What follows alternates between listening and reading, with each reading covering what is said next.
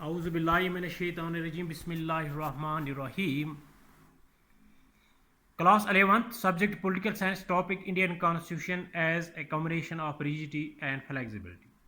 Indian Constitution as a rigid and flexible constitution.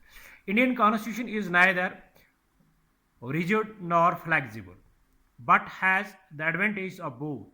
India has federal system and as such it has made the constitution a rigid one. Important provision of the constitution cannot be amended easily. For amendment in them, it requires the resolution to be passed by the two-third majority in both houses of parliament and thereafter approval of at least half the state legislatures.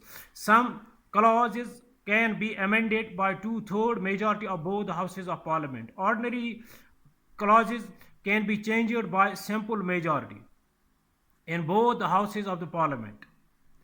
In time of emergency, simply by a proclamation of emergency, the federal structure can be changed into a unitary one. Thus, it has a combination of both types. It has a combination of both types. Combination of rigidity and flexibility has further been strengthened by the doctrine of basic structure of the constitution given by the Supreme Court in Keshvi Anand Bharti case in 1973. It allows the parliament to amend all provisions of the constitution but at the same time put a specific limit on this power on the ground of basic structure of the constitution. Indian Constitution as rigid and flexible. Indian Constitution is neither rigid nor flexible, but has advantages of both. India has a federal system and as such it has made the constitution a rigid one.